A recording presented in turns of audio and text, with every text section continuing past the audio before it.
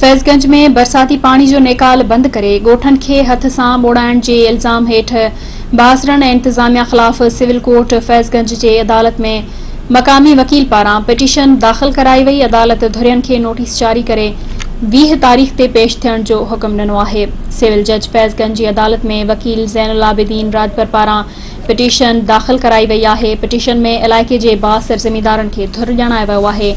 अदालत में दाख़िल थियल पिटीशन में ॼाणायो वियो आहे त ॻोठ जान मोहम्मद छेनो, खुदाबख्श छेनो, ॻोठ अलहॾिनो राजपर ऐं ॿियनि ॻोठनि खे इलाइक़े जे बासरनि पंहिंजूं ज़मीनूं बचाइण ख़ातिर हुसैन पातो खां लिंक रोड खे मुख़्तलिफ़ हंधनि तां गैर क़ानूनी कट लॻाए ॻोठनि ॾांहुं पाणी छोड़ करायो ऐं वरी नेकाल वारी लंघ खे ट्रैक्टरनि ज़रिए बंदि करे छॾियो आहे। बासरनि जे अहिड़े अमल जे नतीजे में ॻोठाणनि जूं ज़रई ज़मीनूं पाणी हेठि अची वियूं आहिनि, जॾहिं त ॻोठ अंदरि पिण केतिरा ई फुट पाणी बीठल आहे। ॻोठनि में केतिरा ई घर ड्रही चुका आहिनि ऐं अचवञ जा रस्ता बंदि थी विया आहिनि। आमदरफ़्त मुअतल हुजण करे मरीज़नि खे अस्पतालनि ताईं आणण, घरनि लाइ राशन वठण तोड़े इमदादी कार्रवाइनि लाइ ॻोठ ताईं पहुचण मुश्किल बणियल आहे। दरख़्वास्त गुज़ार मूजिब DC खैरपुर, असिस्टेंट कमिश्नर फैज़गंज मुख़्तियारकार, हद जे SHO समेत ॿियनि लाॻापियल अमलदारनि वटि तदारुक लाइ दाहियो आहे, पर को बि तहरुक नथो वरितो वञे। अदालत पारां अहिड़ी पिटीशन खे ॿुधण जोॻो करार ॾींदे मुलविस ॼाणायल बासरनि समेत ज़िम्मेवार अमलदारनि खे नोटिस जारी कंदे